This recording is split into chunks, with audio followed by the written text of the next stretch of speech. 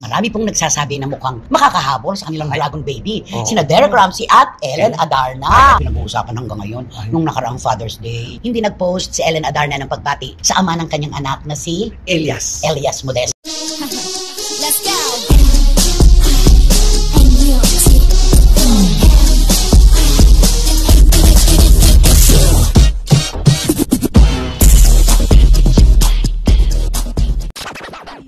Pag-uusapan natin uli yung tungkol sa pagdadalang tao. Ay, nakaka-positive yan kasi sanggol. Positive talaga.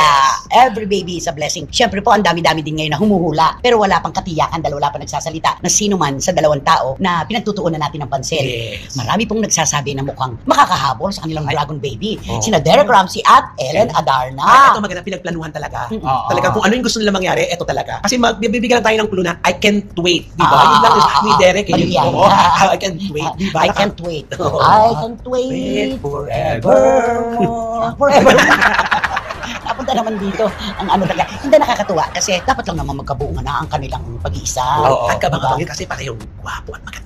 Ang ganda siguro ng baby ito. Ang gwapo siguro itong baby ito. Ang pinakamahalaga, maging maayos sana. Pagdadalang tao ni Ellen Adarna kung totoo man na nasa napaka-interesting na po siyang kalagayan ngayon. At si Derek matagal na niyang hinihiling ito. Nakakatuwa lang po yung mga ganitong balita ng pagsasama na magkakaroon po ng resulta ang kanilang pagmamahalan. At syempre, nung nakaraang pinag-uusapan hanggang ngayon, nung nakaraang Father's Day, hindi nag-post si Ellen Adarna ng pagbati sa ama ng kanyang anak na si Elias Modesto, si John Lloyd Cruz. Ano sa palagay mo, bakit hindi niya binati ng Happy Father's Day si JLC? At para kung ako si Ellen Adarna, hindi na kailangan. Bakit? Ay kasi mayroon na akong Derek Ramsey. Kasi pag binati ko pa ng Happy Father's Day, baka magkaroon na naman ng ibang basher. interpretasyon. Ibang interpretasyon. Saka wini-welcome mo yung basher pag binati mo. Mas maganda, si Elias dapat Ayun, bumati ang bata. ng Happy Father's Day. Yes, ganon. Pero para asahan po natin na si Ellen Adarna ang magpo-post ng ganon, binibigyan naman po niya ng respeto ang kanyang asawang si Derek Ramsey. Di ba naman? Tsaka delikadesa na ang tawag. Oo, dapat lang naman kasi ito na yung pangkasalukuyan di ba? Although of course si John Lloyd naman hindi nagpapabaya kay Elias, yung responsibilidad pinananagutan. Yes, Kinukuha ang bata kung kailangan magkasama silang mag-ama. Hindi po nagpapabaya si John Lloyd kahit kailan. Pero sa ganang kay Ellen, syempre naman po, kapuri-puri naman siya sa pagbibigay respeto kay Derek. Na yun ang tama. Yun ang tama. Si Derek pag nagmahal todo, no?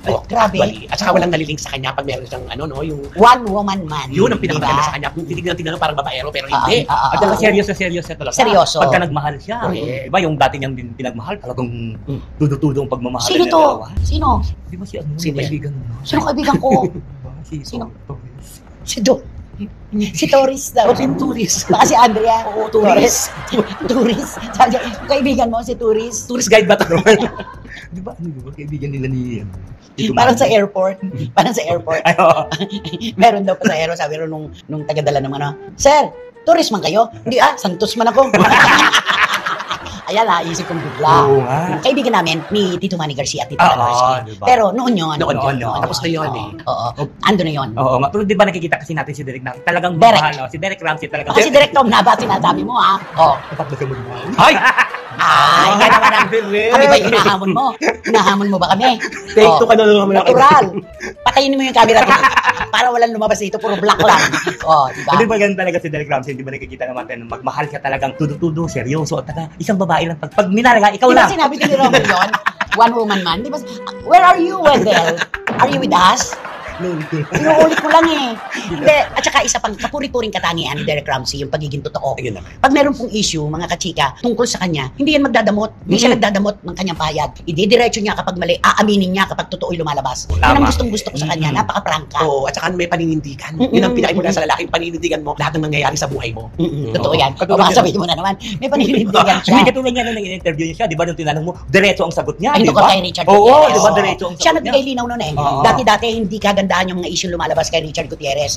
Nung magsalita si Derek Ramsey, burado. Di ba? Kasi Parang diretso nagdahilan lang, di ba? Kasi yun ang totoo. Very direct si Derek. Direct. Di ba? Tama. Ganun ang gusto kong lalaki, no? Yung merong paninindigan at hindi ka iiwan sa gitna ng laban. At saka man of few words. Totoo yan. Ang galing. Na kapag nagbigay naman ng pahayag, dire-diretso. Malaman. Oo, hindi kanya kakampihan kapag ikay mali, pero nasa tabi mo siya kapag ikay nasa tama. Kaya napakaswerte ni Ellen Adarna. At swerte rin si Derek at Ellen. Pareho sila actually swerte sa isa't isa. Pinagtagpo. Alam naman natin nakaraan ni Ellen Adarna, di ba? Parang napaka-woman of the world niya noon. Correct. Pero tingnan mo, nung maging sila na ni Derek, ayan Simple na napakaayos. Oo, napakaseryoso. At nakita mong bumubuo sila ng magandang pamilya. Ayon pa sa official report na inilabas ng Enquirer.net sa kanilang official website, and quoted, "Are Derek Ramsey, Ellen Adarna expecting their first child?" Derek Ramsey and Ellen Adarna caught the attention of their fans after the actor expressed how much he can't wait to come home, with many speculating that they are expecting to welcome their first child. On his Instagram page on Saturday, June 15, Ramsey shared a series of photos with Adarna in what seemed to be a recall of how their relationship has been since they got together. Can't wait at Maria.Elena.Adarna.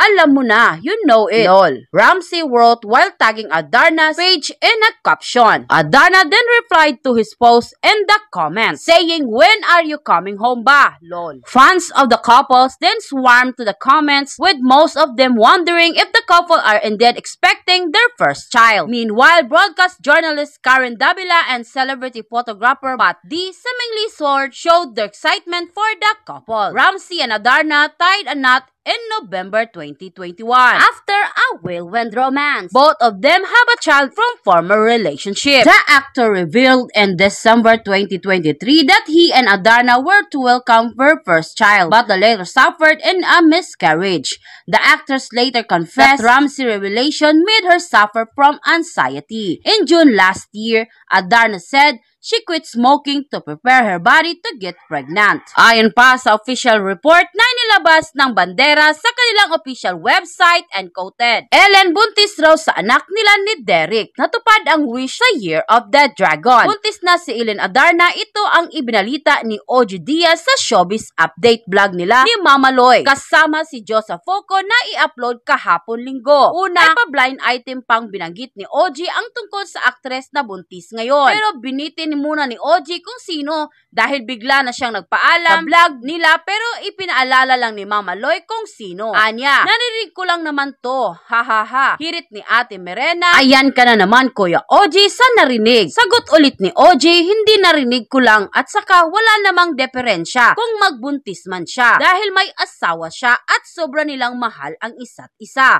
Wala naman tayong nababalitaan na may na-link sa kanya iba kasi nga may asawa siya at happily married sila." At binanggit din ng lalaki ay give up na ang karir sa showbiz para mag-concentrate na sa kanyang pamilya. Nauna na may anak si actor doon sa una niyang jowa, diba, na binata na ngayon. Meron ding anak si girl ng kanyang boyfriend noong araw na isang aktor. Pareho silang may tig-isang anak. At ngayon daw narinig ko lang naman itong napakagandang aktres na huminto na rin sa showbiz pero kilalang kilala pa rin at tumatanggap pa rin ng mga endorsement. Sabi ni OG. Nainip pa si Ate Merina, "Kuya, ang dami mo namang sinasabi. Sino ba yun? Biro ng content creator. Wala kang pakialam." Kaya nagtawanan sina Mama Loy at Ate Merina. Pangungulit ni Mama Loy, "Sabihin mo na mag-asawa naman pala sila o. Narinig ko lang naman. Itanong natin dito sa vlog nila. Baka kasi i-deny, iwala na rin namang problema." Sagot ni OG. At sa kalaunan ay sinabi na nga niya ang pangalan ng bida ng kanyang blind item. Gaano katotoo na si Ellen Adarna ay buntis na? Nagulat si Mama Loy. At masayang sabi, "Ay talaga, sana totoo." Susog ni OG, "Sana totoo no, sana hindi false alarm. Diyos ko, ang tagal na nilang hinihiling no." At nabanggit na kaya raw nagpatanggal na ng breast implant si Ellen ay para ready na rin kapag nagpa-breastfeed siya. End quote. At yun na nga mga kachika, kung nagustuhan mo ang hot topic natin for today's video, ay ano pang inaantay mo? Mag-like ka na at i-share mo na din para mas marami pang magkakaalam sa hot topic na ito. Maraming salamat! Let's go.